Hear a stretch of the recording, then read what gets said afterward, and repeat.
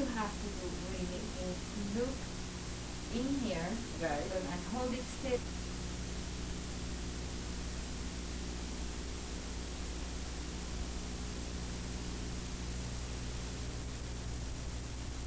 Okay.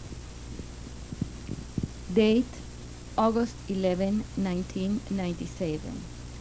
Survivor Simon Fraley, SIMON FRALEY. Interviewer Sarah Gittis, SARAGHITIS. City Atlanta, Georgia, USA. Language English. Oh. My name is Sarah Gittis. I am interviewing Mr. Simon Fraley, SIMONFRALEY. Today is August 11, 1997. We are in Atlanta, Georgia, the USA, and the language is English. Read it all, so we can start. What is your name? Simon Fraley. Could you please spell it? SIMONFRALEY. Wait, I'm sorry. Okay, we're rolling again, so if we could get him to state his name, we'll get one more.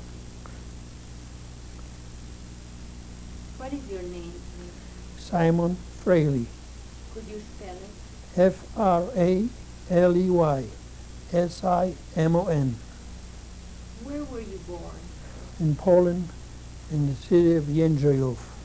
Could you spell the name of your city? The name of the city is JENDRZEJOW. Jędrzejów. Where is It's the city located inside Poland? state Kieleckie. The state of Kielce.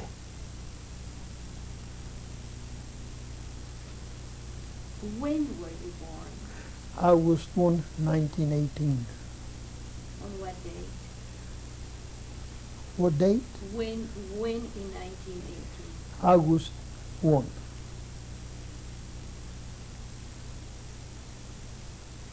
What kind of a place was Jędrzejów? Jędrzejów was a city, a county, 35,000 people, poor people. How long had your family been there? Till I turn of age to go to grammar school. 7 years. Do you know how long your family had lived in that city? I'm guessing about 10 years, the most. What was the city like when you were? It was in Polish, a small city. People mostly did go to work every day, and What kind of work did they do?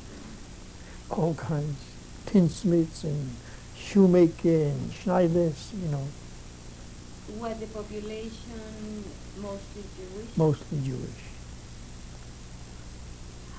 Until what age did you live in Jędrzejów? Yeah, but I was 7 years of age. And where did you move? Katowice, to Silesia, on the German border, about 10 kilometers from the German border. And what do you remember about Katowice? Well, when we moved to Katowice, I was a young kid, and I started going to grammar school. The name of the school was Berka Joselowicza. There was a Jewish general in the Polish army by name Berek Joselowicz. So there's a Jewish school, they named it after him. Was this a private or No. was it a public school? It was a state school, not a private school, but it was a Jewish school in Poland, just Jewish kids. And we spoke Polish in school, and no Yiddish. The religion, was Jewish religion. What other aspects of your life in Katowice do you remember from the time when you were a child? Well, it was a very rich city, heavy industry, and I had a rough time with the Polacks. Every day going to school or going out, we had to fight. They always hollered you and this, you know. Do you remember a specific episode? When we first moved to the city, the population out there were the Silesians, Ślązaki. They were very anti-Semitic. And we lived in the second house from the front. So when I came from school the first day, one of those guys approached me and started fighting with me. So he did it a couple times, and I hide it out. And then one time I said, I'm going to put a stop to it. And I just didn't hide out no more, and I was fighting. And since then, he didn't bother me no more. I gave him a lesson. What did your family say about your Well, parents? they were. I told them, and they just said, well, they knew that I'm tough. So they were happy that I gave him a lesson. He didn't bother me no more. Why did your family decide to move to Katowice? Because in Jędrzejów, you couldn't, was a poor city. There was no industry, nothing. Katowice was a very rich city, heavy industry, coal mines, and they opened up a wholesale place with poultry and eggs. They would deliver it to restaurants and big places. They did it real well. When you say they, who do you mean? My parents. So could you tell me again what your parents were doing In the city, for a living? yeah, they had a wholesale place for poultry and eggs. And sometimes they had wildlife too when they brought in to sell to the restaurants. What was the name of the business? It was the Fraley's restaurant, Fraley's wholesaler. Now was Fraley your name? Fraley. My name before I became a citizen in the USA was Freelica. And my first name was Svynon. Simon Fraley.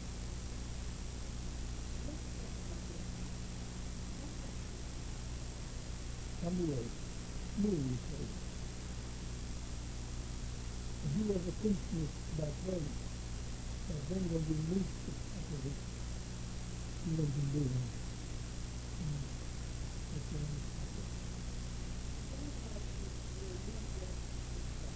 And every Friday and Saturday we went to school. Every Friday and Saturday we went to school. Paper. And we had cases. I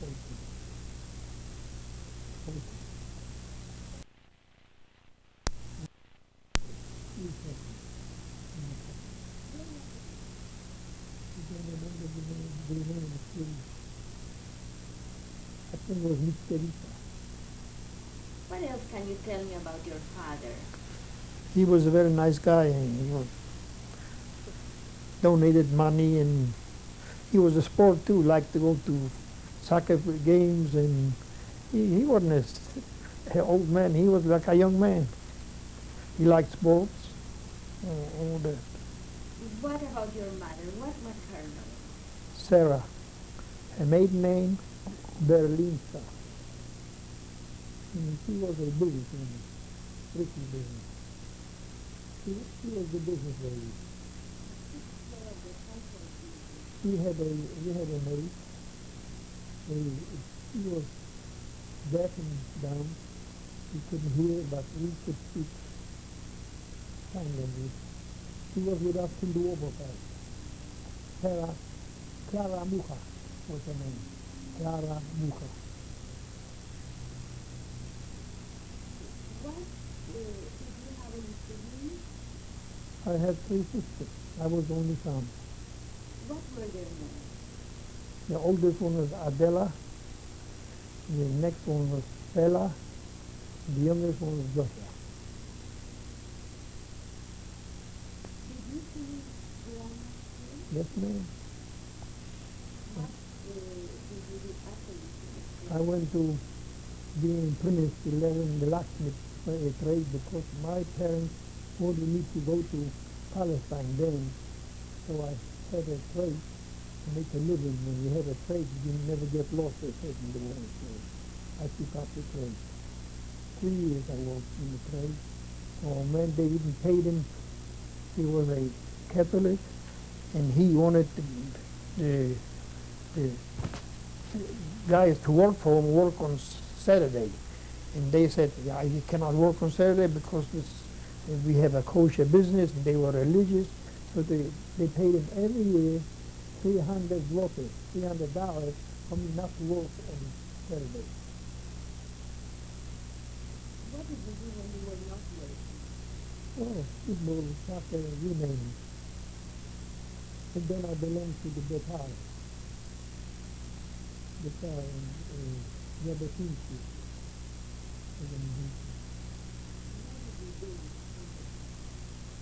We went on a lot of hikes.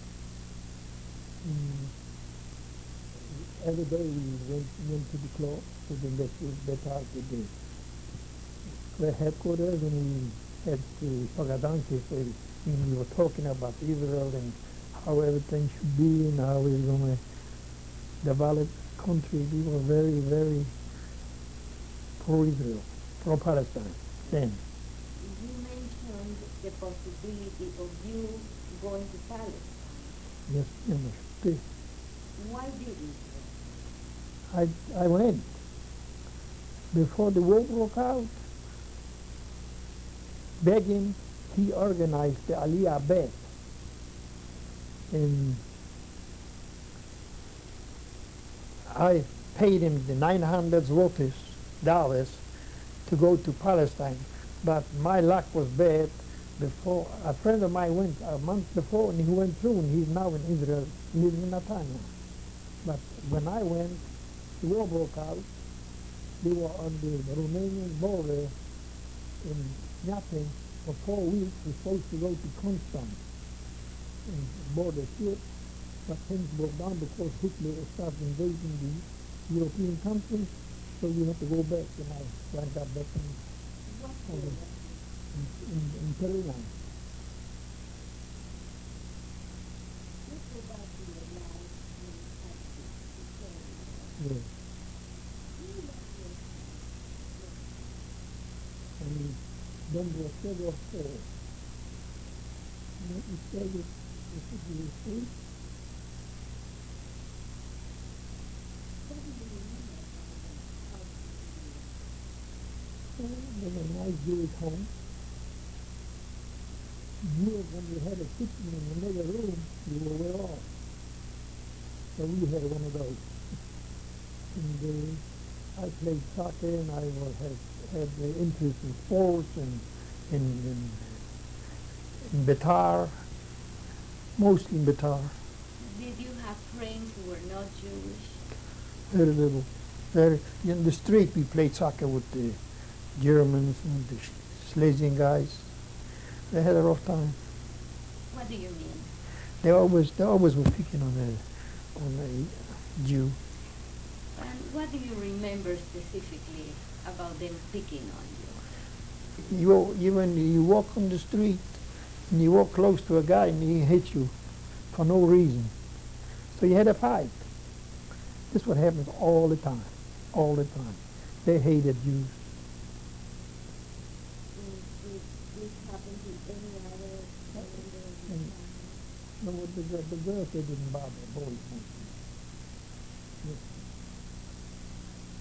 Tell me about the house.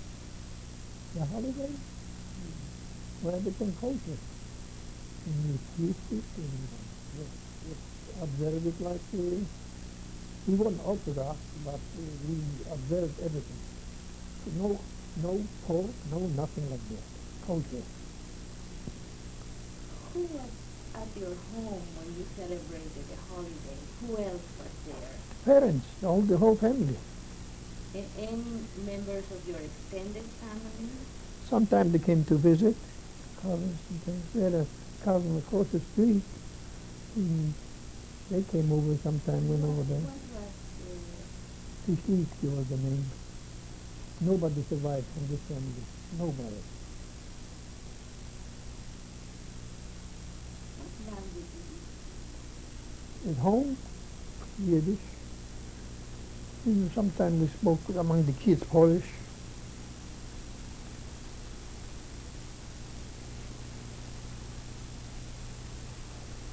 What else did you do for fun? For fun. When sometime when I got a little older in the late 60s, 17, 18, I went to dancing in some places, and we had a lot of fun. But just separate from the just Jewish kids.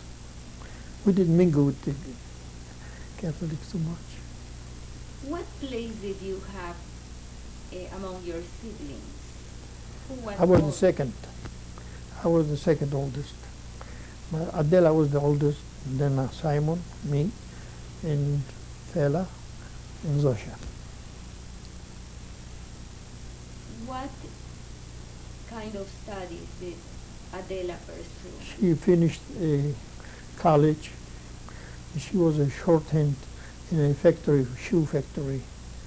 She was a secretary, shorthand. Where did she go to college? She went to college in a small city, I forgot the name. It was about 20 kilometers from Katowice. What about your other siblings? The middle one went to a technician, not Shoah, a technic school to learn how to sew dresses and things. And the youngest kid they went to school. She was the youngest. She had an accident when she was sick. She broke her hip and it grew together, stiff, very stiff hip. The youngest. What were your parents' hopes and aspirations for their children? To marry off the kids and to wind up in Palestine. And they were very pro-Palestine. Do you have memories of grandparents? I went a few times on vacation. We had every year from school 2 months vacation. I went a couple, 3 times to my grandparents, and I went to an uncle in Yenjayuf, not too far from Yenjayuf in a country. It was real nice. And where did your grandparents live? In Małogoszcz, from my father's side, and from my mother's side in Szczekocin. But I went to Szczekocin one time for Kaiwaruvis. You know what that is? Every year my mother went to see the grave. They call it Kaiwaruvis, no? And I never knew her parents, but I know from my father's side both, father and mother. Do you know their names? He was Aaron, and she was Marmelaye. And their last names were? Fraley, And on your mother's side? Berlinska. I think, she had 3 sisters, and they all didn't survive. When did you start hearing news about the rise of Nazism? The Nazism, Yes. very early, in the early 30s. What did you hear? Well, Katowice was just like a German city. You were speaking German and Polish. So I heard these guys talking about how Hitler going to have the Mein Kampf and what he's going to do. And I was just sat on the side, and they didn't know much about if I would listen or not. I just had my ears open. And I knew it won't be no good with Hitler. Then I started hearing on the radio his speeches, and I know we have to do something. And when he came to power, the first city the German Jews came to from Germany is to Katowice. And I picked up their luggage and helped them from the train going to to the Gemeinde, the Jewish Gemeinde. What year was that? In 1939, 38, 39, something like that. How did your parents react to the news of the Hitler. rise of Hitler? They were afraid. When the war broke out, the first morning, we had to get out of Katowice because it couldn't, if you were a Jew, they come out there and kill you, even the neighbors. So we took off to a next city, Sosnowitz. And there were a lot of Jews there. And from there we walked to Jędrzejów, back to Jędrzejów. The train didn't go much. It pulled in maybe 500 feet and stopped and stayed 2 hours. So I got out of the train and walked all the way to Jędrzejów. Let's go back to the years before the war. Yeah. What was the atmosphere like in Katowice when the general atmosphere, when the news about Hitler. the rise of Hitler started coming? And Yeah. You could feel it from the anti-Semites. They came to life. They were foreign. They're patriots. They loved them because anything against Jews was music to them. So we knew that would be no good. do you remember any specific incident? Yeah, I was walking with my friend. He's in Israel right now. The one that he left 4 weeks before with Aliyah Bet. We were walking to the club where we played soccer, and on the street, one of them was kicking us in the shin, in the back. And we turned around and didn't think nothing of it. We took off. He was a grown man. So we walked up to the club. The club was locked. We came back down and he was waiting for us. And he attacked us. So he got the wrong address. We gave him a lesson. We beat him up, and a lady was out there on the side, had a fruit. She was selling fruit. And she said, serves you right. Why do you bother them? She was a Catholic. He left. What else do you remember about the reaction of your family? They were very sad. They said, "What? Ain't nowhere to go. Where are you going to go? To Russia? Can't go to Russia. To Germany? Can't go to Germany. They said, where are you going? To Romania? You couldn't go to Romania either because everything was closed. I had a cousin wind up in England, but he smuggled too. Do you have any memory of you meeting before the war to plan what to do? They didn't plan anything. We weren't organized. Sorry to say, but the Jews weren't organized.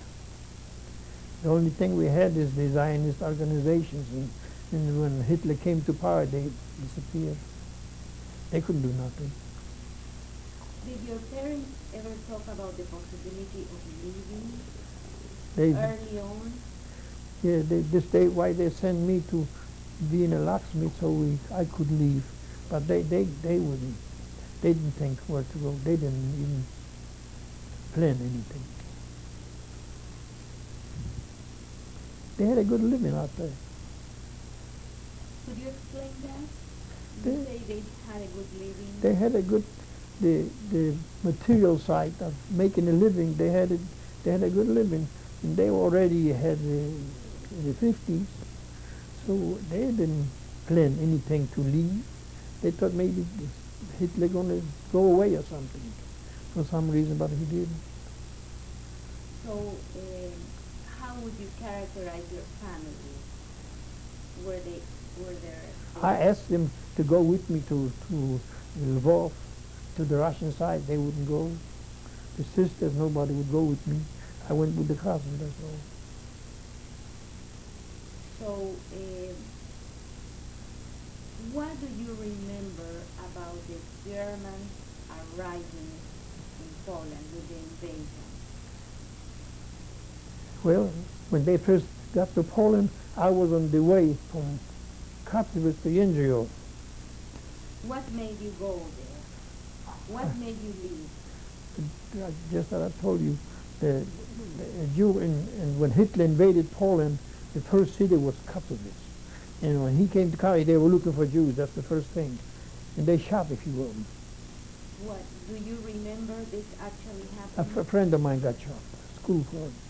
Describe what happened when the Germans first arrived in Katowice. I wasn't there. I was already on the way to Sosnowiec. I was on the highway walking. And they met me on the highway walking. Tell you a good story. Who told you to go? What made you leave? What made me leave Katowice?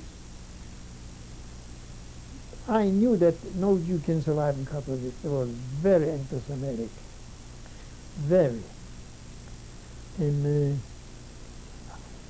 no one from the Polacks, especially the Silesians, they were terrible. When did you leave? Let me tell you about the Polacks. They could walk up to a Jew walking the sidewalk and grab him by the beard and pull him. This is how it was in Poland. They grabbed him by the beard, pulled out the hair from the face, beat him up.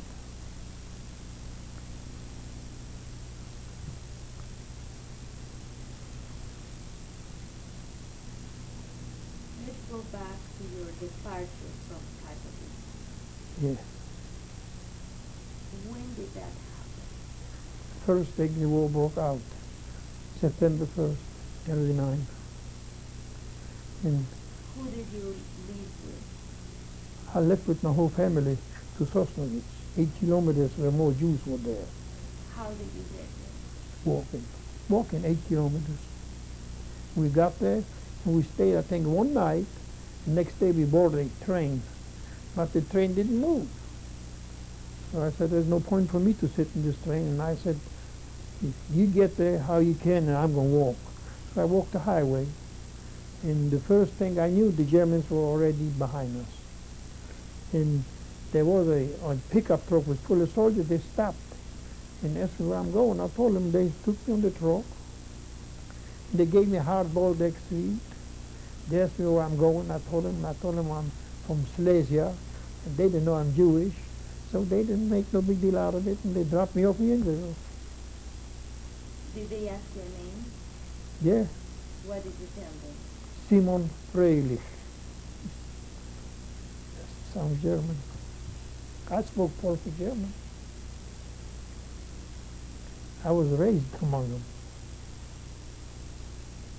So you arrived by yourself. In Jędrzejów. And it wasn't direct Jędrzejów, it was a village, a farm.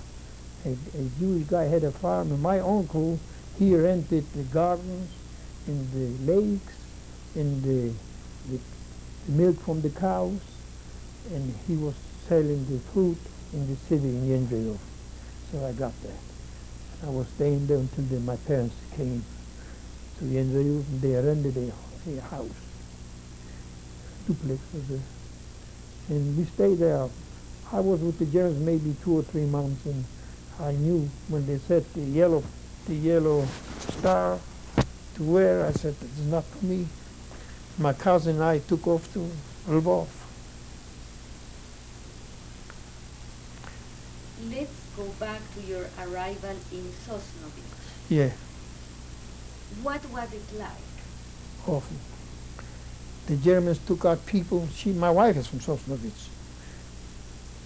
They took out people. They shot them right there on the front of everybody. We're going to stop now. Okay.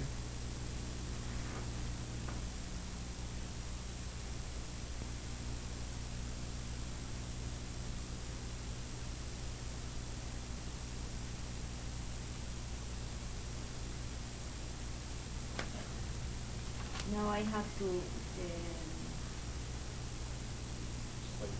slate. Okay. Are you getting good audio? Yes.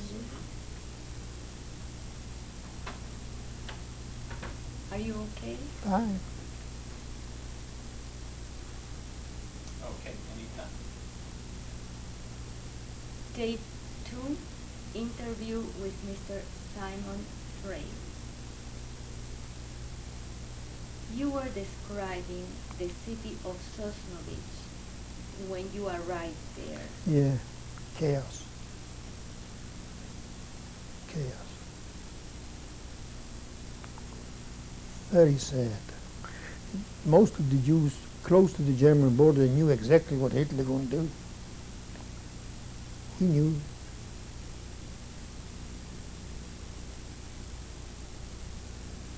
What else can you tell me about Sosnovich Sosnovich at that time when you were there? I was there not too long. We just overnight, and we just went down to Jędrzejów. Was it easy for you to leave? Sosnovich?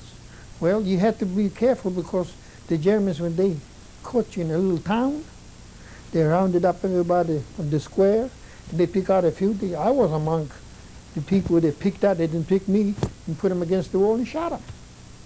For no reason, because he's just Jewish. They killed him right then, and they hauled him off. That was a shock. That was something I never thought people do.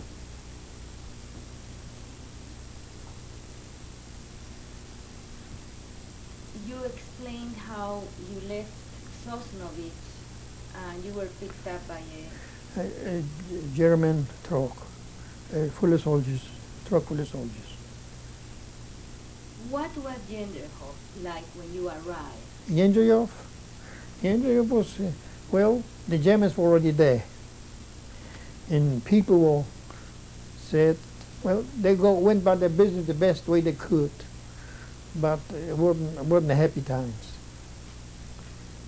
And I wasn't much in Jędrzejów anyway because I went to Skroniów, to the village, the farm where my uncle was, to begin with. Then I came back to Jędrzejów because I cannot stay with them forever. And my parents rented a duplex, and I was there with them. And then they start rounding up people to work, going to work, cleaning, whatever, the streets, whatever they desired, just to be keeping us busy. And they told us to wear the yellow stars. And I said to my parents that I ain't going to stay here. I'm going to the Russian side. And so sure enough, my cousin came. We both got on a train. We got to Sano Glesko, is on the Vistula or Bug. There's the river, and we tried to cross the river. We gave some money to the people who live there, showed us how to get there, and we got in the water in the Wisla, and we crossed it. We came on the Russian side, and they pushed us back. They didn't want us. So it went on for maybe 2-3 hours. They pushed us in, we came back in 5 minutes. They pushed us back, we came back in 30 minutes. It went on and on. Finally, they got disgusted and said, let's go, and they locked us up. When you say they pushed you back, in what way did they push? They were shooting in the air with the rifles, scare us, but we wouldn't go. So we went a little bit, and then we said, no, we can't go back there. We got to go back this way. So we just went back and forth until they finally gave up. But they didn't want to kill us. They just want to scare us to go back. In what way were you traveling? But in trains. How did your parents react when you said you wanted to leave? Very bad. My mother cried. I remember I was on the highway going to the railroad. She was standing out there waving as long as I could see her. I came back one time from the Russian side to deliver some money because my cousin had his wife in Jędrzejów, and he let the money out in Lvov. So I came back and delivered the money and came and took back to the Russian side. When was the last time you saw your parents? It could be about 6 months after I left the first time. And I came back and I saw what I saw. I just said, I begged them to go with me. Nobody would. Just the cousin and me. What year was that 39. when you saw them for the last time? Well, in 40, early 40. So you made your way to, To Lvov. what did you find there? I found that most of people were from the German side, or run away from the Germans like I did, in Lvov. And most of them did the best they could. They were black marketing. And for instance, my cousin, who was an older guy, he had contact with mechanics where they confiscated the cars from the people in Lvov. And he had contact when they need a part. I went to the yard where they kept the cars. They knew already about me. And I came pick up the part and I brought him to him and he got money for it. And so we made a living on that one. And then later on in Lvov, this business lasted till about maybe 6-7 months. Then this business quit. Then I had to think of something else. And I went to Lutsk. From Lvov to Lutsk by train with vodka. Vodka in Lvov they had plenty of vodka. In Lutsk they didn't have vodka. So when I brought the vodka, I made a lot of money. So I was driving back and forth, back and forth. One time a soldier caught me, tried to take away the vodka, and he didn't succeed. I knocked him down and ran away. I ran around the building. Where did you live when you were in Lvov?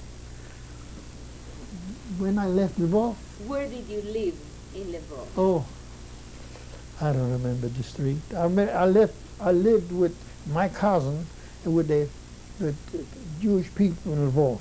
They were nice people. I paid them. I paid them for board. They were nice. And what were the conditions in that city? at that In the time? city, well, I tell you what, I didn't know the war goes on because we had all kinds of money, we had everything we needed. We went dancing and everything else, but on the other side, my parents were stuck with the Germans. Now, was there ever any attempt to draft you into the Polish army? I stayed in Poland when you were 20 or 21, you had to go for a physical. So I had an A. A means you are drafted. So you have to wait till the time comes to send you a letter to get into the army. So I was never drafted because the war broke out in the meantime. I was drafted. I was supposed to be in the engineering in the army. And the war broke out, they didn't make the time, they didn't have time to draft me, so they never did draft me. How long did you stay in Lvov? I can say nearly about 10 months, not quite a year. And then they came up, the Russians, with a truck and said, Davai, that means come on, get your things, and that's on the truck. They took us in a koshari. That's what they, how do you call koshari? Where they keep the army, where the base, the army base. They took us over there. We weren't free no more. When they took us, we weren't free no more. They gave us a 3-year sentence for crossing the border. So we were there for maybe about a few weeks in Lvov, in the army base. And 900 guys like me, they loaded up on a train and took us to Volgostroy, Russia. How were you treated in the army base? In the army base, they gave us the food that wasn't bad at all. We were waiting because they had plans for us to take us to war camps. When you say we, who else was with you at this time? 900 more like me. And who were they? Jewish guys like me. Older, younger. Where were they from? From Some of them were from Czechoslovakia, some from Germany, and some are from Poland, from all the way around, surrounding the German country. What time of the year was it? What time of the year? I think it was spring, Of what year? 41. 40 or 41, I don't remember. I got the years mixed up because everything was, I didn't look at no date. I had to try to survive. I didn't think, whatever it is, it is. Did you know anything about your family at this time? When I left the last time, my family, I never heard from nobody anymore. All but I came back after the war. You were saying that you were put on trucks. Yeah, army trucks. When they load us up in the army bases, we were there until they waited till, it was 900 of us. And then they had a bogus story that means they were making a canal. They were leveling the trees and stacking up the wood, and then they're going to open up the dam and there'll be a canal. We were working out there 14 months. How long did you travel from Lvov to Volgograd? I'd say about 3 or 4 days. It was between Moscow and Leningrad. How were you treated during the trip? The trip was bad news. Guys were terrible. Some got sick, didn't feed us too good, just like cattle.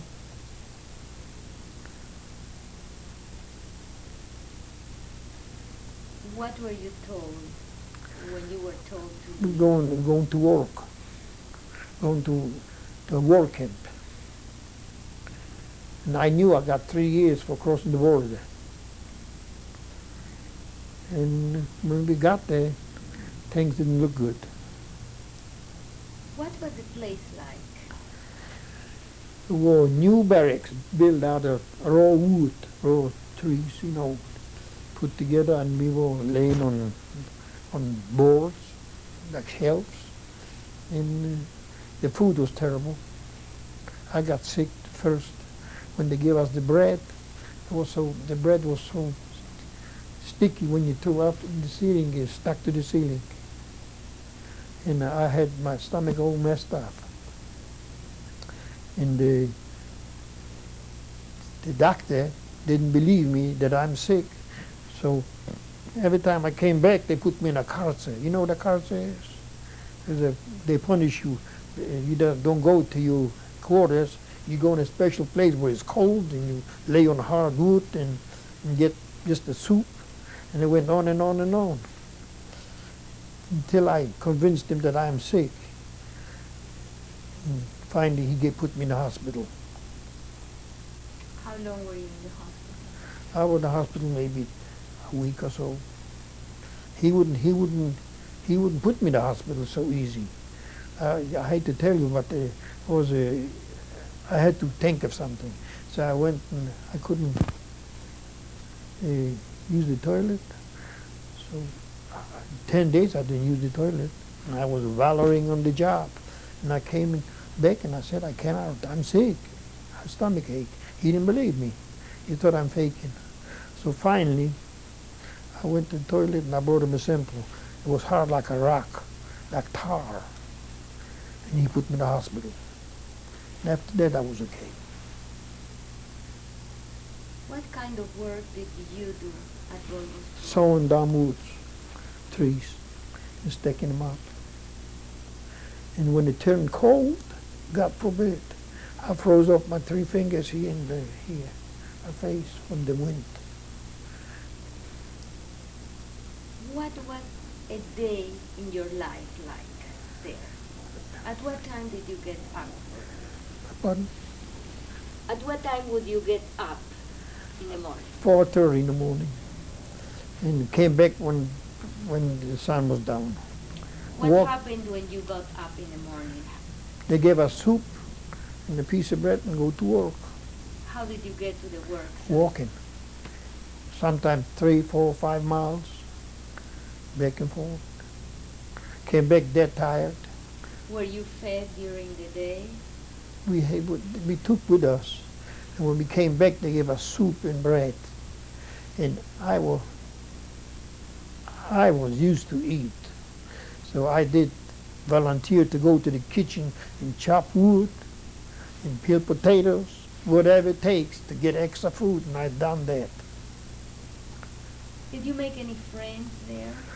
Well, we all mostly were close friends, all the guys. We were among the Russian murderers, thieves that threw us together. But we slept differently, but we worked together, and it wasn't easy. I had some boots from Poland, and the Russian, he said that he gonna give me food for it, and I believed I was naive. I gave him the boots, I never saw anything. Took it. Rough. Aside of work, what did you do anything else? Nothing else but work. Work and try to survive. He came back from work, you were dead tired. You didn't have no time to do anything. How did the Russians treat you when they had to address you, when they had to give orders? They talked to you all right. They didn't tell you you were not. They never said that.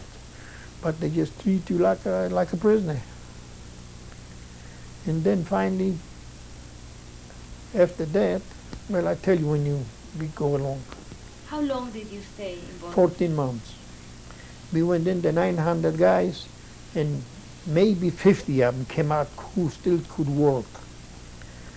And What do you mean? the rest of them were sick. They were run down. They were skin and bones.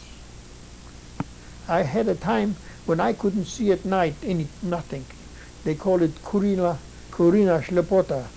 When the sun goes down, there's no daylight, you're blind. You just see a shine. During the daytime I could see, but I didn't have no vitamins. When I put my finger in my jaws here, they all came loose. No vitamins. They gave me to drink fish from the whales, the grease, and I started getting back. I had sores all over me, broke out the sores. At this point, did you know what was going on in the rest of the world? We knew that there's a war going on. We heard the radio that the Germans are going back and forth, they're fighting back and forth. We knew that. So you had radios? We could know the news. They didn't hold back the news from us at all. Aside of radios, did you get anything No, else? no. No letters, no newspapers. Sometimes they were talking among us, among themselves, and the Russians, we knew what was going on. Did the Russians interact with you on a friendly basis? Yeah. Did they chat? Some of them did, just like everybody else. I can tell you one thing, I don't have no gripe against the Russians at all. They didn't have nothing themselves. And the only thing was wrong with, they took us from Lvov and put us in work camp, gave me 3 years for nothing. But other than that, I don't have no gripe against the Russians.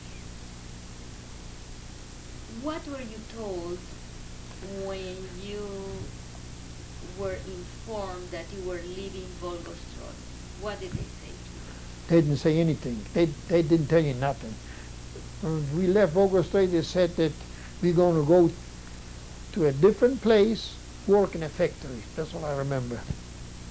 And I was always registered as a locksmith. So we came to Kirovohrad, that's past Baku, in Azerbaijan.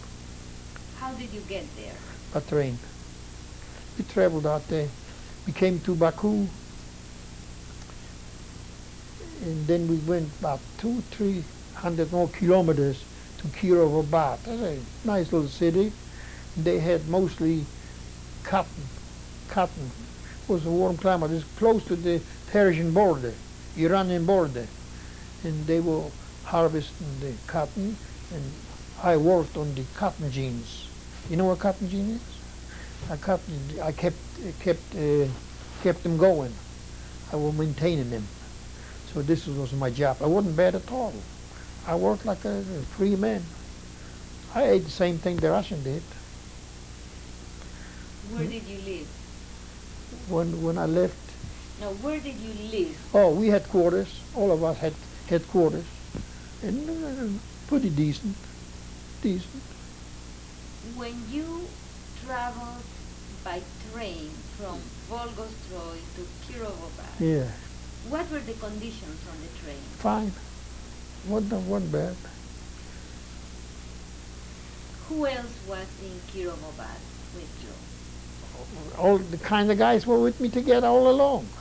They took us all the same guys and sent them over there. Did you find there people of other nationalities? Yeah, we found the people from the original people lived there.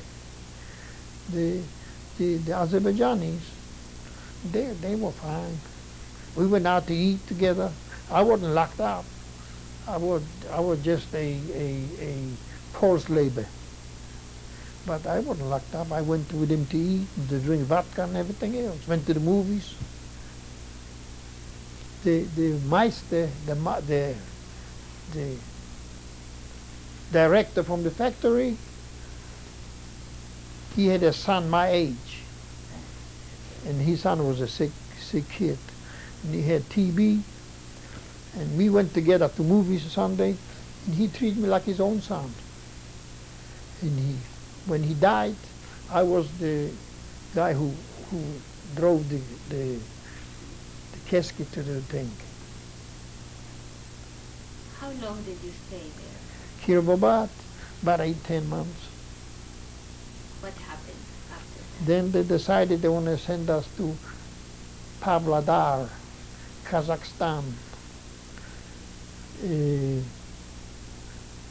We traveled about 4 weeks by train, but before then we went to Baku, back to Baku. We boarded a ship on the Caspian Sea, and we got to Kazakhstan. And from Kazakhstan, they loaded us up on a train. We were going 4 weeks straight to Pavlodar. I mean, straight. How was that trip? It was terrible, terrible. In what way? Hungry.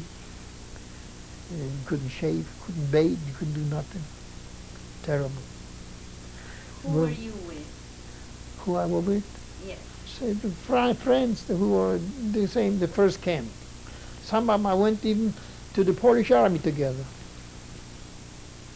So you were traveling? Traveling 4 weeks to Kazakhstan, Pavlodar.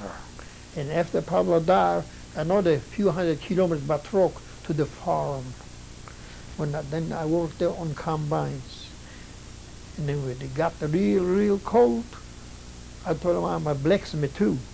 So I went work in the blacksmith shop. So I was warm. And when you work there, they give you food, plenty of food. What year was this? 43, then 42 or 3, something like that. When you arrived in Pavlodar, Yeah. what time of the year was it? What season? It wasn't cold. It was, I think, harvest time. In harvest time, though it's not warm long out there, 3 months, that's all. Then the rest is cold. And when it turned cold, I got news for you. It was cold, 60 below. 60 below. The water in the kitchen and the glass froze in the kitchen like you would sleep outside. The only thing you didn't have is the wind blowing, but the rest of it was cold. Didn't have good clothes. Who were the other inmates there with you? Same old clique where we left Lvov. What about the rest? Some of them died. Some of them got sick and we put them in hospitals. And then they brought them back. I remember one guy when we went to Kazakhstan fell off the train. He was sitting on the thing. The train was rocking. He fell off, and we thought, well, he got killed. And a few years later, he showed up. Somebody picked him up on the tracks, and somehow or another they loaded them back up on a train, and if they brought them, I remember like right now. Did you interact with the local population? Yeah, we had friends out there. The Russians weren't bad people at all. They didn't have anything themselves. Did they know that you were Jewish? Yeah. Some of them said something, but not much. They couldn't. They was afraid. There was a lot of Jewish nachalnikis. You know nachalnikis, big shots. As a matter of fact, when I got to Pavlodar, I didn't have no shoes. It was cold. From Kirobabat to Pavlodar is from hot to cold. So I said, I haven't got my shoes. They said, you got to go to work. I said, no, I ain't going. If you're going to go in snow barefoot, I'm going to go with you. So they took me to the nachalnik, and he was Jewish, and he gave me shoes. Then I walked. Did you at any time have to hide your Jewish identity? No, not one single time. Not in Russia. You heard some of them say a word out there about Yevrei, you know, but that's all. Outside of Russia, did you have to hide your Jewish identity? Outside of Russia?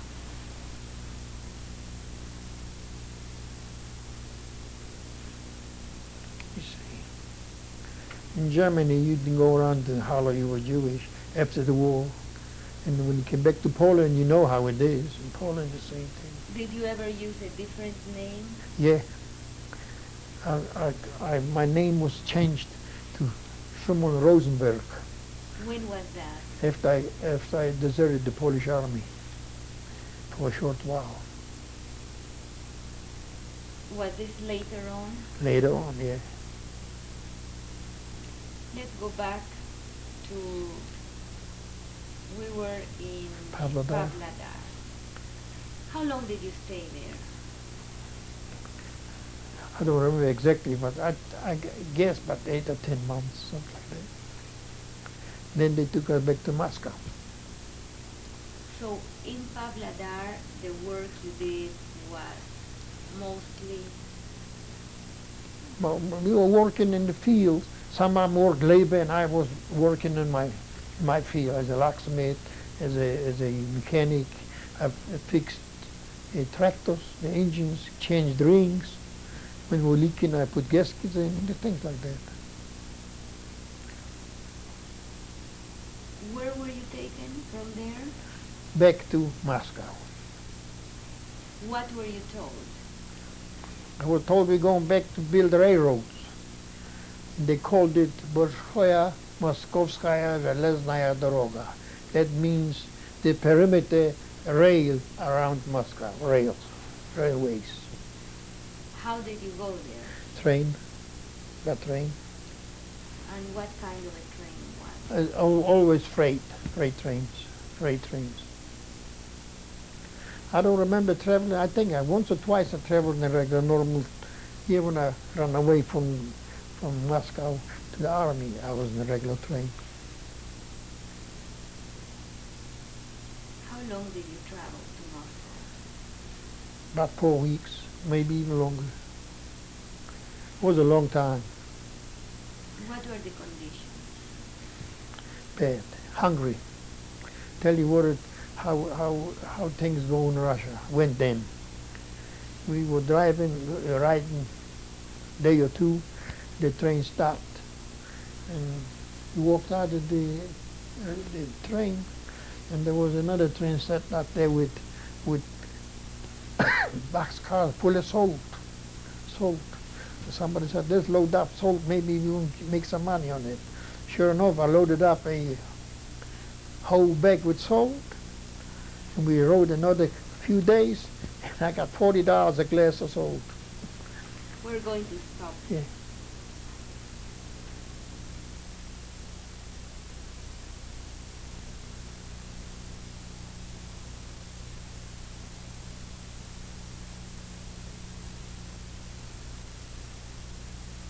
Brief interview with Mr. Simon Fraley. You were talking about the salt incident. Could you relate it again? Yeah, well, I was always on the go. I saw salt. Everybody said salt is going to be good farther down the road, so I loaded up a sack of salt or whatever I could. We rode a day or two, and then the train stopped, walked out. They started asking, "You got salt? You got salt?" People knew that. So yeah, we sold it $40 a glass of salt, and I got a pocket full of money.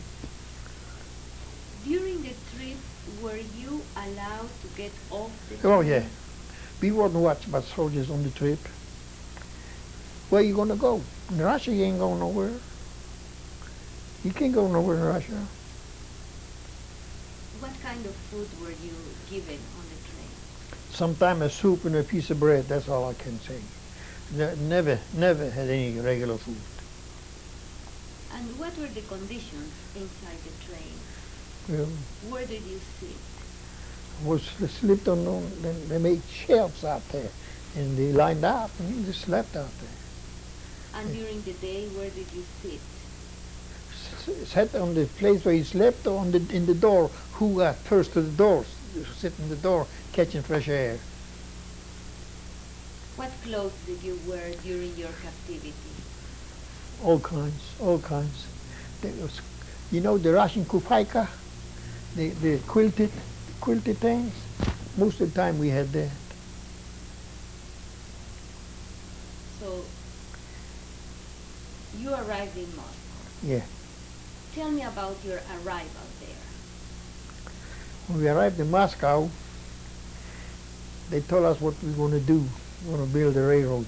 So every morning, about 5 o'clock in the morning, a train came whistling. They woke us up, had to go jump on the train, and we rode down the road quite a while. We unloaded the gravel. We went on for a while, and we unloaded the gravel. And did that maybe 3 or 4 months, and then they gave me a function to watch the kitchens. They gave me a rifle, like I was a Russian, and I was watching the kitchens. I had it made then. Why did they pick you? I don't know. They just liked me. I had a lady doctor out there. She loved the hell out of me. So she probably helped me out. Was she Russian? Russian, yeah. She's a doctor. What kind of place was the camp in Moscow? Would you call it a camp? Yeah, it was a camp, yeah. Well, you slept in different houses, but the houses were confiscated, and they put us in them.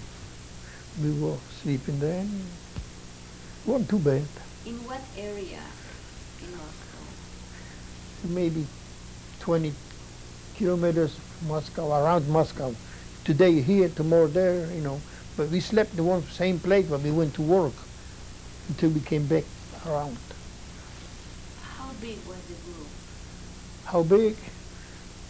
Maybe 500, 600, 700, because some people got sick. They couldn't work anymore. How were you treated at this point by the Russians? Great. They didn't give me any trouble at all. I tell you the truth, I don't have nothing against the Russian people. The government wasn't good, but the people were nice. Were you able to go into the city in Moscow? No. I had to have a writing from some kind of authority that they called it prepustka. That means that you have they okay for me to go from the authorities. What did you do aside of working during this period? Nothing much. Were you able to... Didn't have no social life there. Just talk to each other, you know. Maybe at night we played cards. Yeah, we played cards among us. We were there with some people from Bessarabia. You know, from Romania, Bessarabia, Jewish people too. What was the food? The food was soup and bread. There were no steaks. And sometime we went to there were people out there living around Moscow. So we went to their houses and bought some milk and cooked potatoes, milk, things like that. I had money, so from the salt. Did you know what was going on in the rest of the world at this point? We knew that the Germans are retreating. At that time, they were retreating bad. They knocked them away from Moscow. They tried to get Moscow, and they were going backwards, the Germans. Did you know what was happening with your family? No. We didn't have no idea. I had an idea, but I was hoping something different would happen. Did you have much contact with the rest of the population in Moscow? With the Russian people, yeah, every day. How did you get along? You find, like you find in America, some of them nice, some of them don't want to talk to you. And what were the conditions around you? Pretty decent, let's put it. Yeah, you had a clean shirt sometimes. You had to wash it yourself, but you could do it. It's up to the person too, most of the time. Were people ever punished by the Russian authorities? In the Bogostroy, we were punished, but not after that. What was the punishment like? They put you down on 200-gram bread in a soup. That was the punishment, and you slept in a cold place. They call it a karze. So did it happen anywhere else that people were punished? Oh yeah, and a lot of guys telling me now they were in Russia during the war. They were punished for different reasons. Why were people punished? Because they wouldn't produce. They wouldn't produce. You had to make. They mark you on percentage. When we worked at Bogostroy, they gave you a lot this big. You have to clear, and if you didn't move a lot in there, they punish you. They gave you less food. That was bad news. That nobody ever checked if they give you the right amount, if you did the norm. So it was up to you. Was there any punishment in Moscow? In Moscow, no. The first one was the worst. Bogostroy. What happened while you were in Moscow? The Germans were retreating, and I found out from a friend, and she was a Jewish lady, and she was a friend from Wanda Wasilewska from Poland. She was a communist, that they formed a Polish army. They call it Wanda Wasilewski's army. So the guy who told me this was some kind of kin to this Jewish lady, and he said that they formed a Polish army. If you want to escape from here to the Polish army, you have to get you a letter or something that you can go to Moscow.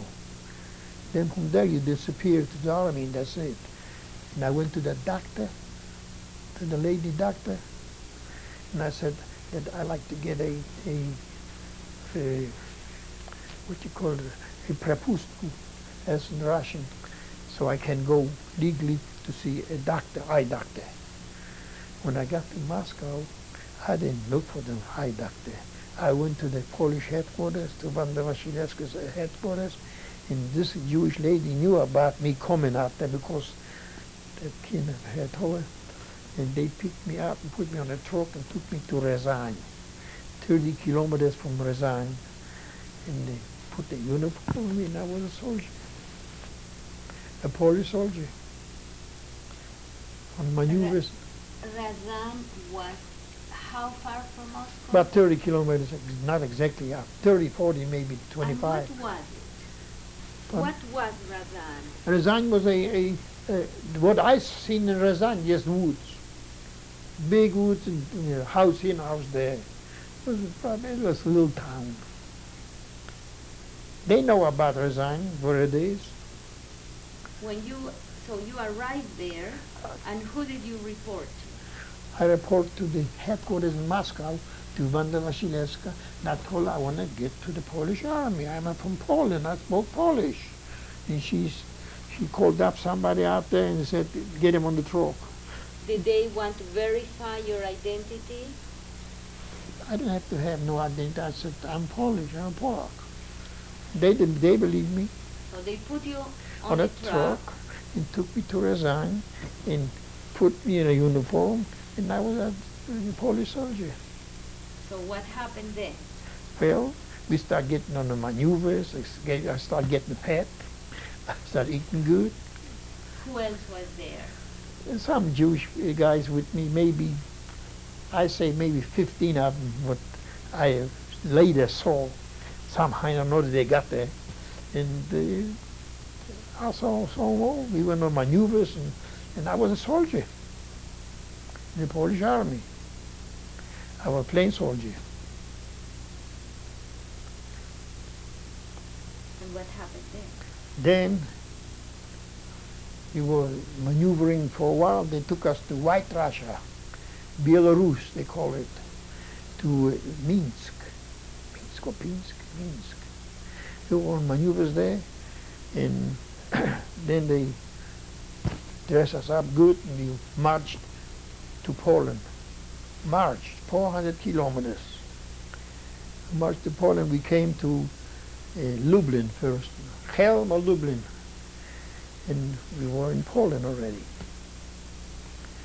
And when we came to Poland, in the army, I was, communication. They sent messages. I was the messenger. In the army, I was in the units steady. They sent me here and there from the headquarters, and I was delivering messages all the time. And that was my function. What was your rank? Plain soldier. After a while, later on, I became a corporal because I swam across the Vistula. We were forcing the Wisla against the Germans. We wound up in August, the water was low, and we thought we were already on the German side. We were supposed to push the Germans away from the Wisla on the other side, and we thought we were already on the dry land.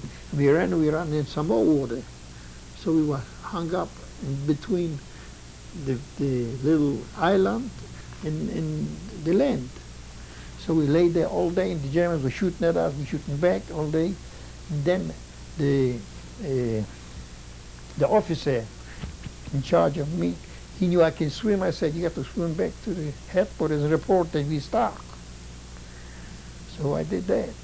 And I swam back, I reported, and then I had an order to bring everybody back. So next night they gave me a canoe, and another guy could swim too. And we got there and we got them all easy out back. Quiet. At the last time when we got it, the last bunch out there started shooting at us, but we escaped. We didn't get hit. And after that, I got a medal. I was supposed to get a medal, but I didn't wait for the medal. When we came back to Poland, and I saw what that in Kielce, they had a program on Jews, I said, I ain't waiting for nobody. I'm getting on the American side. So I escaped. Deserted the Polish army. Didn't wait for nothing. Let's go back a little. Yeah. You said you walked from White Russia to Poland. Right. And that To was, Lublin. 400, I think it was 400 kilometers. It was rough. how long did it take you? Couple weeks. We were fighting too in the meantime, in the woods. But we were marching, then we had the rest, and somebody else were pushing the Germans, and then we came back to action. It was back and forth, back and forth. Did they know in the army that you were Jewish? Yeah, I didn't hide out nothing. Some of them was bad news. I had a lot of troubles with a lot of them.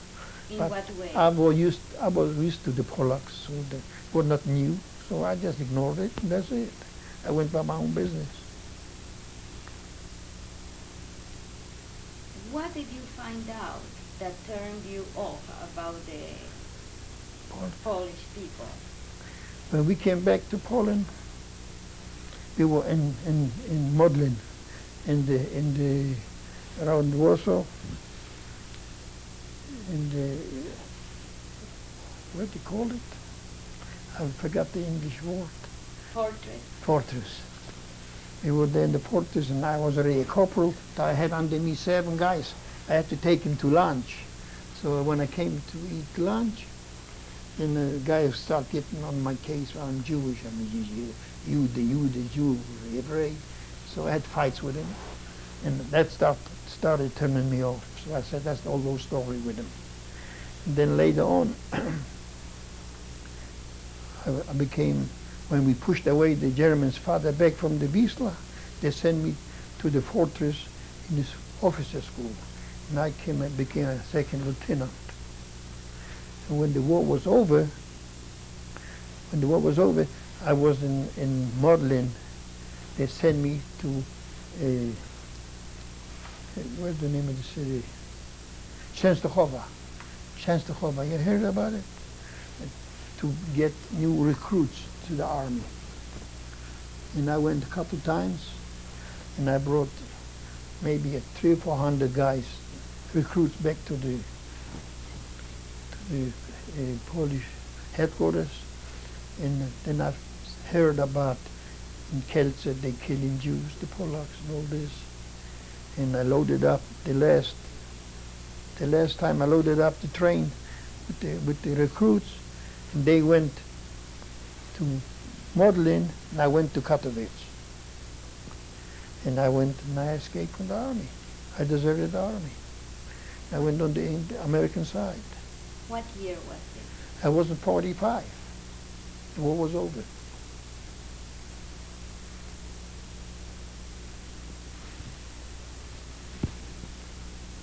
Where were you when you heard that the war had ended? In Modlin.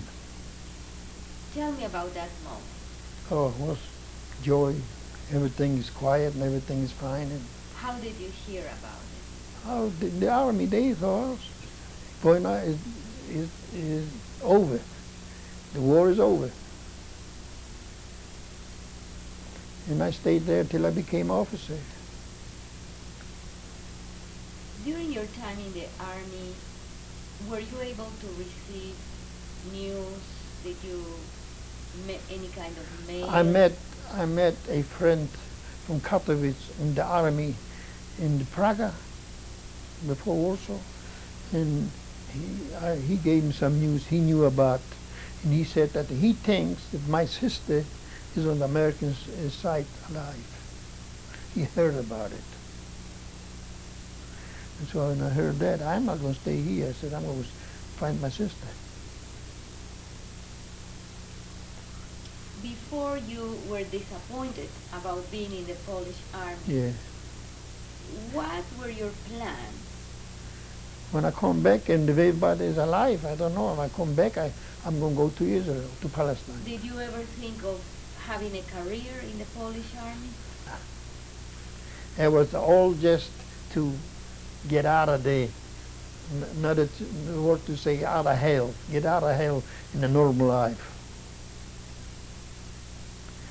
I never felt like I'm a Polish citizen. I always felt I'm a Jew, and that's going to stick with me till I die. Because more they persecute you, more you hate it, and more you become a better Jew. How long were you in the army? Until the end of the war. I say maybe 2 years, the most 2 years. It was all going, keep on going. And we weren't staying still. The war was going on. We moved from one place to the next. Did you make any friends among... Yeah, I made friends among the Polacks too. Good friends. Some of them were real nice. But the ones that were bad, they just spoil everything.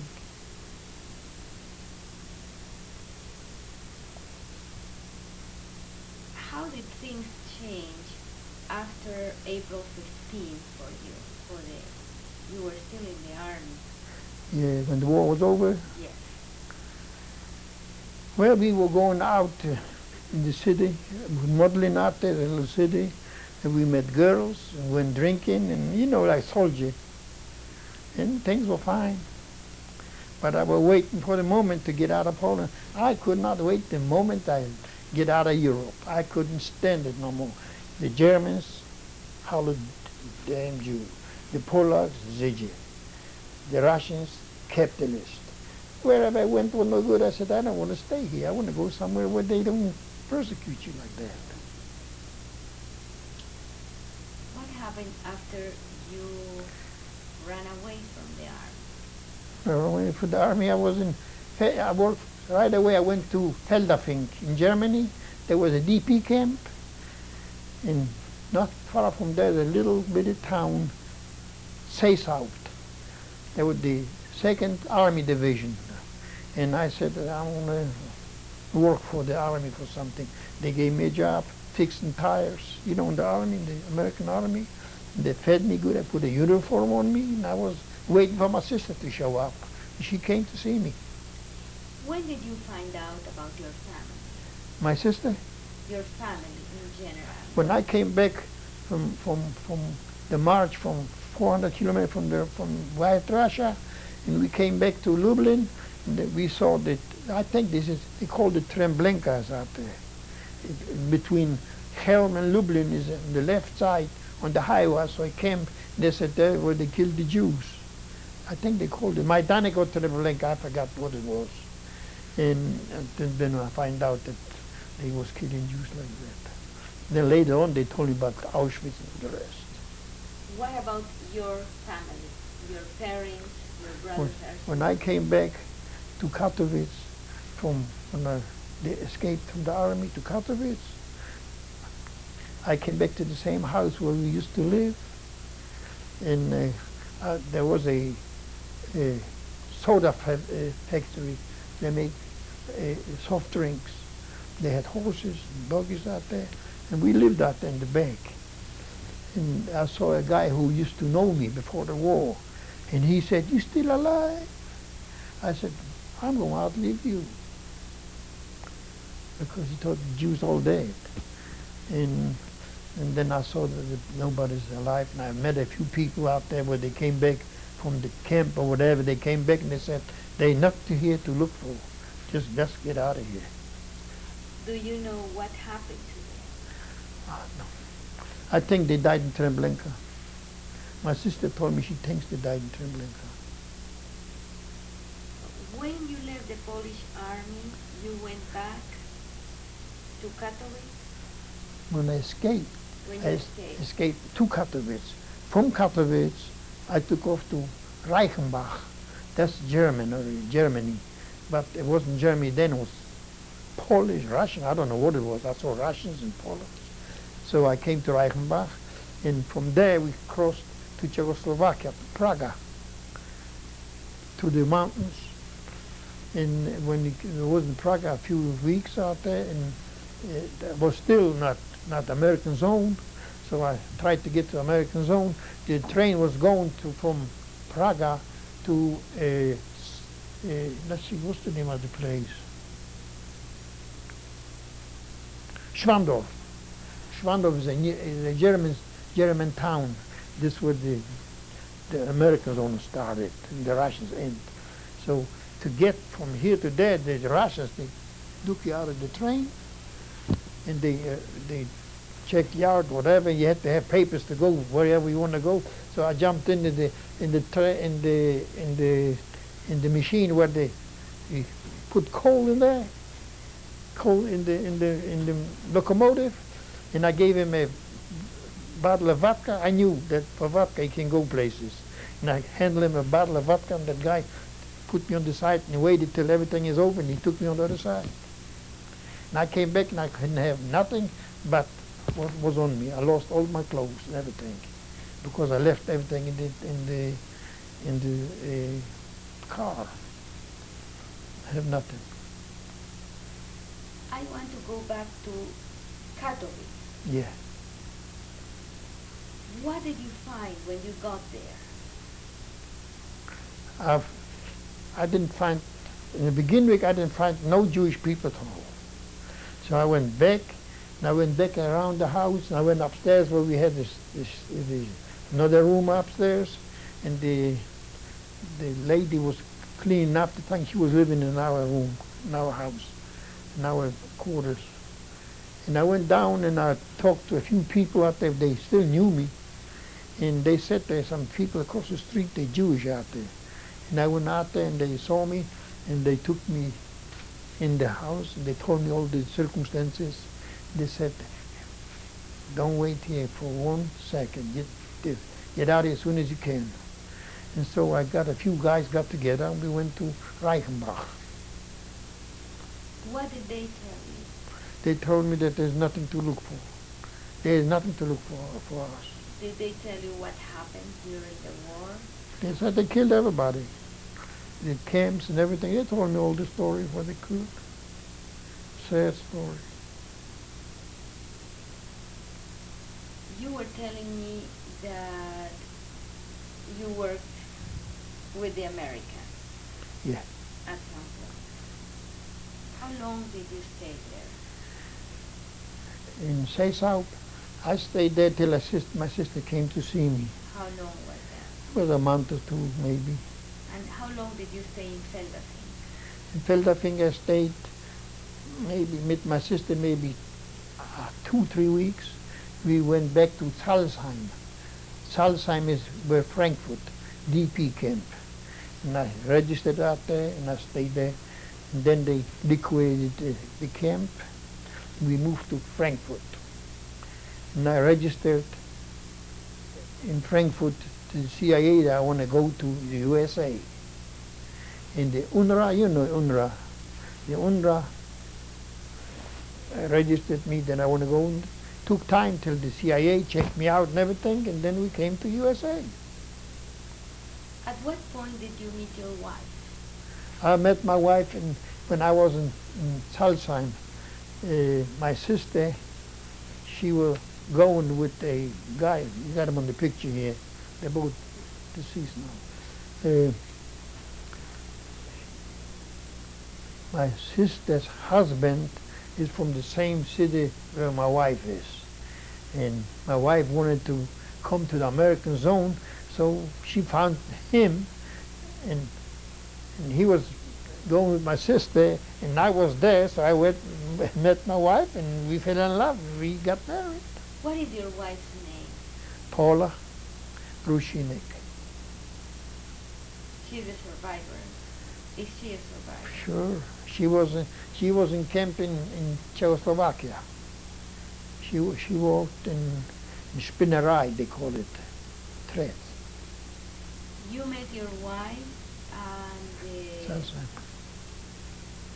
how long did you date? Let's see, I think about a year and a half or two. When did you get married? In 1948, I think in 48, yeah. We were married twice. We married after the Kuppe, and then we went to get the marriage license, you know, the legal way. Who was there when you got married? My sister, her husband, a lot of Yiddish boys and girls. Who survived from your family aside of yourself? For my immediate family, me and my sister, that's all. The Holocaust, that's all was left.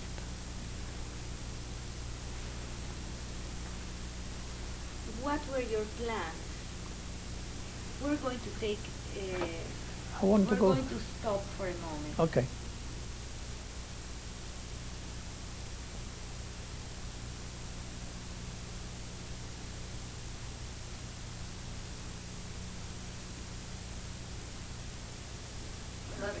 Okay, we're rolling anytime, sir.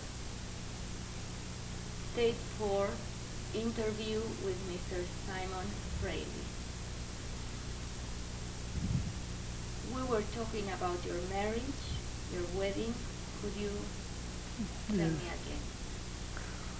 Well, we had a little small wedding in Salzheim. And we invited friends, and we had a Yiddish wedding, a chuppah like everybody else. And no big deal because we parents weren't there, nobody but us. What happened after you got married?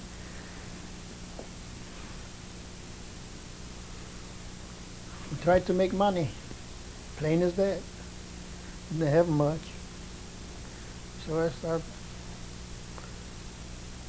doing business with What? valuta, Miguel, and cigarettes, coffee, like everybody else. Where were you living at that time? In Salzheim, DP camps, near Frankfurt. Could you be more specific about the work you did? In Salzheim, didn't do much work. Just had most of the time we lived from the rations, and sometimes I went out there and did a little business, on the side. That's it. Played soccer for the team, the Jewish team, Hakoach. I know Hapoel. You mentioned that you had wanted to go to then Palestine. Right. What happened to those plans? After the war, we were in Frankfurt. Salzheim was out. People were registered to go to Palestine. Yeah. And I was going to go, but I had a wife and a kid. And I said, well, we can always go later. So we registered to go to America. Why did you choose America? I want to get out of Europe in the worst way. I hated it. Why did you choose America over Palestine? Well, I know America is a stable country, and over here with a new wife and the kids, and you got to make a living. I think America and with my trade, I can do it fine. You just said you had a kid. Yes, a daughter, 48 she was born. What is her name? Phyllis. Phyllis Fraley. Who is she named after? She's named after my wife's mother. I think so. What is your Hebrew name? Shimon. I already had a middle name, Leib, Shem Leib, Simon Leo, but I don't use the middle name. And who were you named after? After my mother's father. So you were telling me that you registered to come to the United States. Right. When did you come here? I came here in 1949, December 28, to New Orleans. Why did you go to New Orleans? I didn't go to New Orleans. I was registered to come to Atlanta, but you have to stop in New Orleans because the boat doesn't go to Atlanta. It has to get by train. Why did you pick Atlanta? I didn't pick anything. The Jewish Federation said that's a good city for locksmiths. So I said, good as any. I don't know no more about it. New York, Atlanta, New Orleans, whatever. Whatever he sent me, I go. I was happy to go any place they send me. Don't want to stay in Europe. When did you arrive in Atlanta? In Atlanta, I think the second day after we came here, maybe, let's see, maybe January 3rd, 2nd, 1st, something like that. Mrs. Zwecker, she picked us up. She works for the Federation. She was in charge. She picked us from the railroad and took us to Far Road in a house with another couple, Klug, maybe you heard of them, I don't know. And we stayed there together until they moved us to 11th Street. How did the general population react towards you? Great, fine. When I came to Atlanta, Mrs. Wecker, the one picked us up, was in charge. She took me to C.C. Downs Safe and Lock Company and find me a job. So I worked there. I think I worked nearly, no, I didn't work too long, about 3 months out there. And C.C. Downs was the biggest locksmith shop company in Atlanta. And they paid me $25 a week, 6 days a week, from 8 in the morning to 6 at night. So that was kind of cheap. Well, I still could eat. My wife, she's a good housekeeper, so she cooked. We went bought groceries, we did fine, but I wanted to make more. So after I worked there, I think a month or so, I said I want a raise. I couldn't speak. So I went out there to the guy in charge, and I said I want a raise. He said, no, I was a Jewish salesman by name Katzen. He came from, he was a salesman, wholesale, locksmith parts, things to the shop. And I told him what I want, and he told him in English. And he said, okay, I'll give you $30. I'll give you next week 25. And over next week you get, $27.50. Over next week you want 30. I said, okay. I worked another couple months, and I said, I want another raise. He wouldn't give it to me. I went down the street, and I got 50 right away. From Jesse Akers and Son. I worked there 1 year, and I met a guy who worked there too. His name is Harley Kimmons. And he said he has a aunt who the husband died, and she had a locksmith shop in Buckhead, and we can buy the shop. He didn't have no money. So I said how much he wants. She wanted $500 for the shop.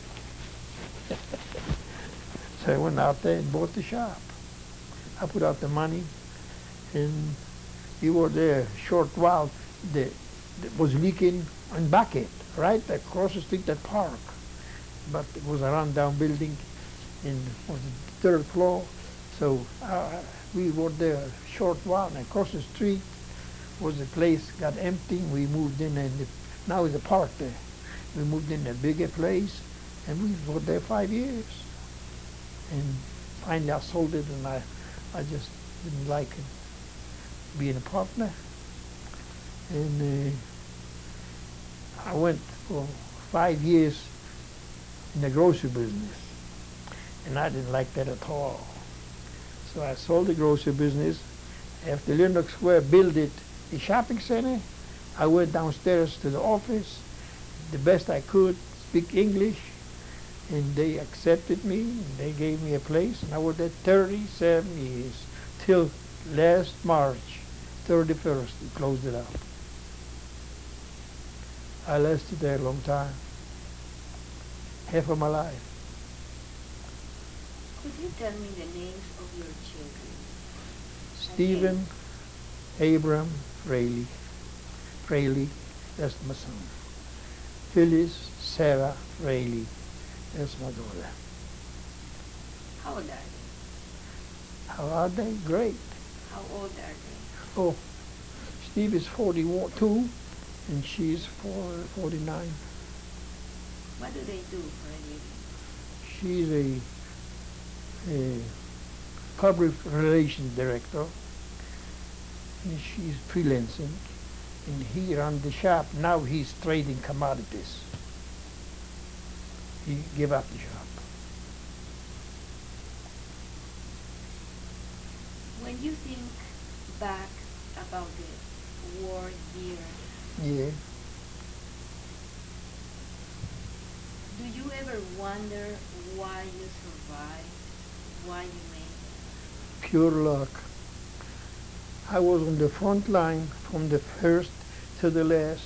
I'm not from the first all the time. I didn't get a scratch. Some guys came, and the first day they got knocked off, killed, maimed. I was lucky. I was very, very lucky. I didn't get a scratch. And I was in all the fires, everywhere. Just plain luck. What has that experience done to your religious faith? Tell you the truth, religion got not much to do with it.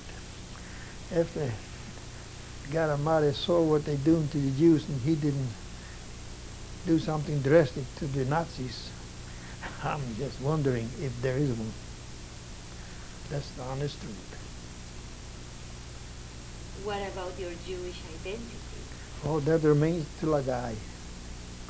I'll be a Jew till I die. Always proud of it.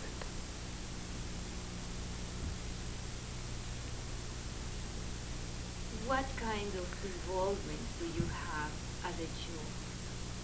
Well, right now I don't have much involvement. Well, I meet with guys in the club, but we support the federation. We give so much a year, you know. And, for Israel, when the war broke out in the 72-3, I gave a lot of money. To me, it was a lot of money. Do you think the war experience has affected you as a father, in the way you raise your children? It's hard to tell. You don't know how it would be without the war. How I would react. I think the war made me more want to be a Jew. Much more than anything. Do you think about it? A lot of times, all the time. What kinds of things cross your mind? Well, you have to be real careful with the friends survive the war to do business. You have to be very careful. But otherwise, I ain't got no problem with nobody. Do you have a message as a survivor? Do you have a message to the world? To the world? Well, my message is that we should get along with each other and not be in each other's throat all the time, and live peacefully, not fight wars all the time. War doesn't accomplish anything. At the end, everybody loses when they fight war. Nobody wins. Do you have a message to your wife and children? Well, I want them to be straightforward, honest, and live a clean life. That's all I can say. Is there something you would like to add? I like to add that my kids should get married. That's all I can say.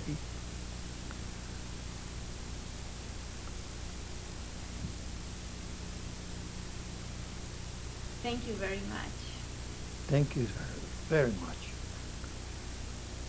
But Okay, anytime. this is the temple in Katowice. There was only one temple, then there was a synagogue next to it. In the same yard below, I think the one on the right was a smaller shul. Okay, got it. Okay, we're ready. On the very left, on this picture, is my father. The little boy, this is me, Simon Fraley. And the lady there is my mother, Sarah Fraley. And the young girl out there in the white dress is my older sister, Adela. When was this picture taken? This picture could be taken in 35. In what place? In what city? Yenjayov. Okay, anytime. This is my father when he was a single man, Samuel Fraley, taken in Lodz, Poland.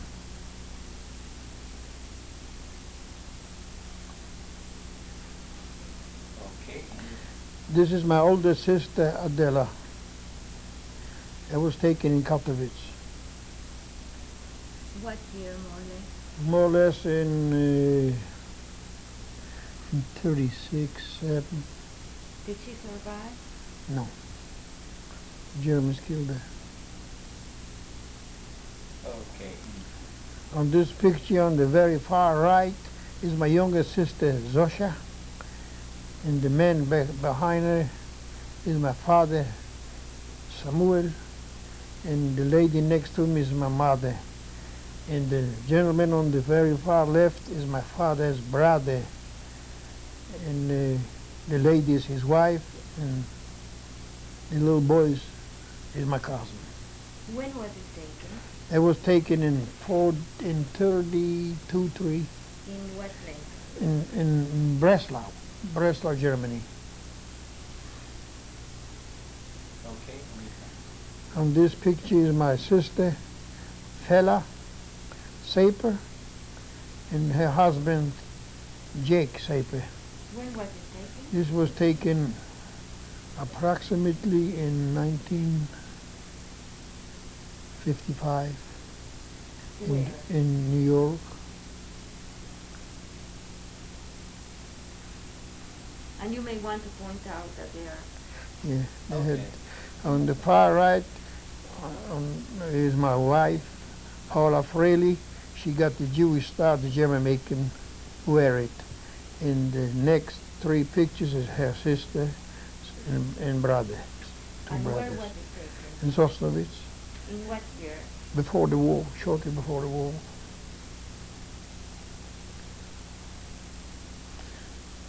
No, it was during the war, I'm sorry. Because they had to take it when the war broke out.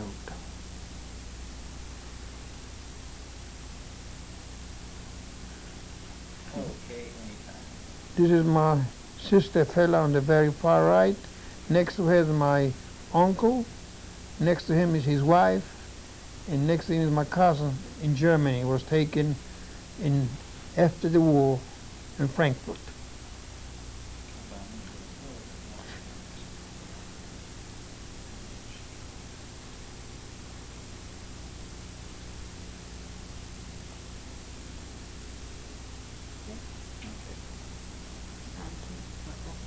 Okay, I'm rolling. This picture is my mother's sister and her whole family, and some of my family, my sister, older sister, and the rest of cousins. It was taken before the war, shortly. Okay, I'm rolling. This picture was taken before the war in Katowice. This is Simon Fraley. How old were you there? I was about 19 to 20.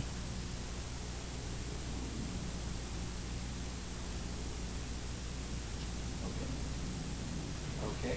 This picture was taken in Modlin in Poland when I became an officer. And it was taken after the war, 45, 46, 45.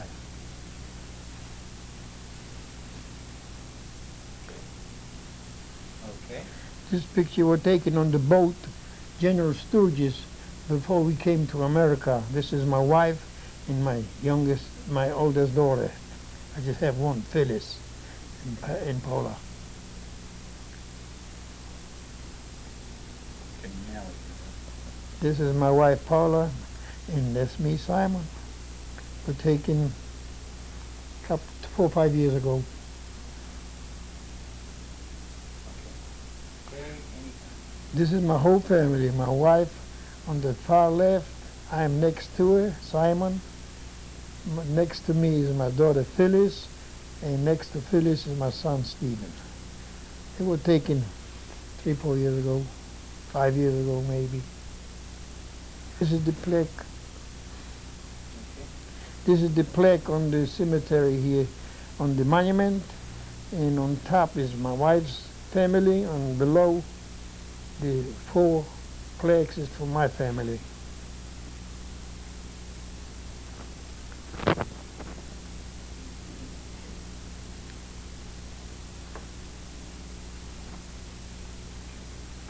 Okay.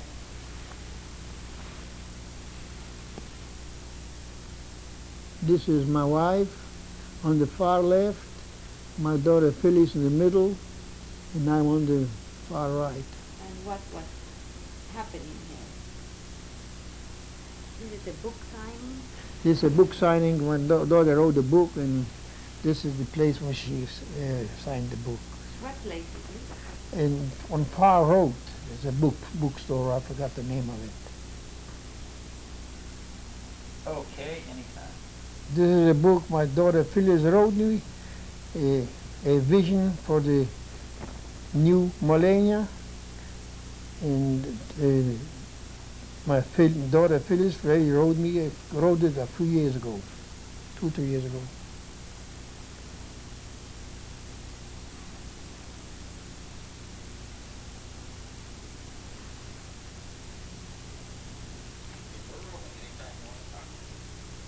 Okay, I introduce you my family here. On my right is my wife, Paula Fraley. On the far right is Phyllis Fraley. On my left is my lovely son, Stephen. Now, you want to say something? Yeah. I'd like to say that being the child of survivors has had a big impact on my life. On a number of fronts, Dad has always made it be known that it's real important for us to have a very strong Israel to ensure the continuity of our religion. I think we were raised, my sister and I were both raised with, we were given a lot of freedom, something that my parents both did not have. So we were always free to express ourselves and to voice our opinion. Aside from that, it also pointed out to us the dark side that the human soul has within it. And I know it's made me somewhat skeptical and a little jaded in my viewpoint or my ability to interact with other people. But I feel real fortunate in having such a soft, warm, compassionate mother and father that sacrificed everything in the world for their children. And I hope that I can someday provide them with grandchildren, that I could pass on some of the things that they gave to me. There's not much I can add to that.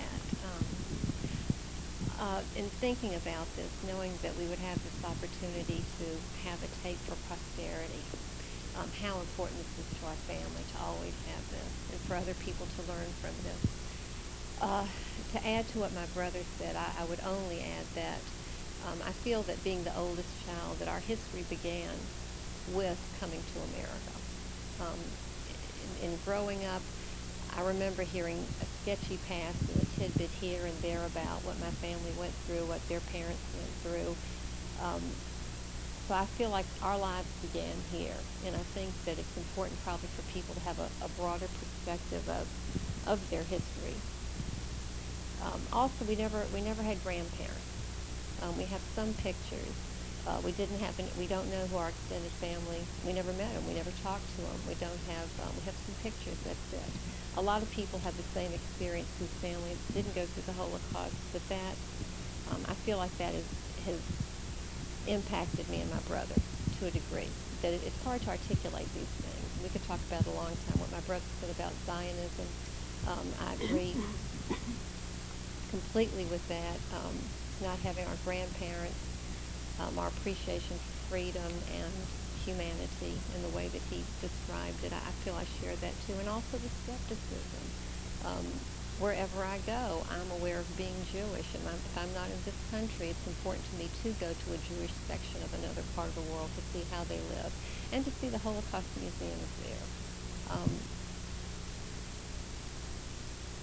I hope that other people can learn from this and that my parents' experience and their strength, and that they came out of this so miraculously and just such good parents, such loving parents. I hope other people can learn from this. Thank you. Should I say a word? I'm just going to say a few words, not much, because I cannot talk about it a lot.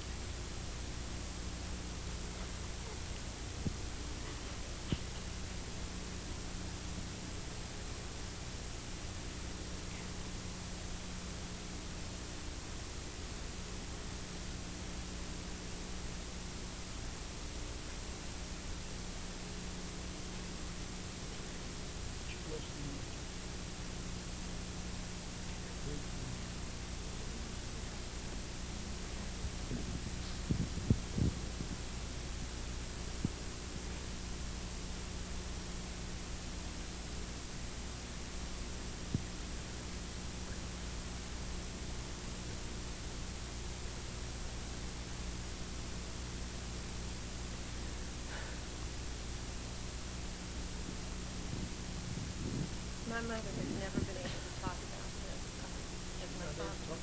As my father said, she lost so much, and even at this age, my brother and I now hear little bits and pieces of what happened to her family the last time she saw them, things like that. We're only finding these things out now. So we don't expect to be able to have this kind of chronicle done on her. I just want to say that I'm very thankful.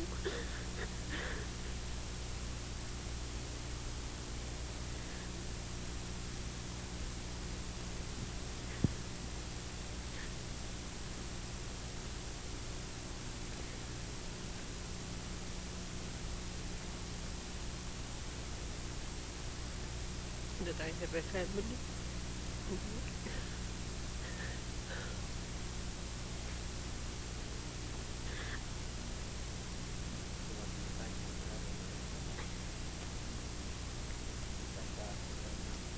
And I hope, and I hope for many more years together with my family. Thank you. And that concludes our picture taking, and thank you very much.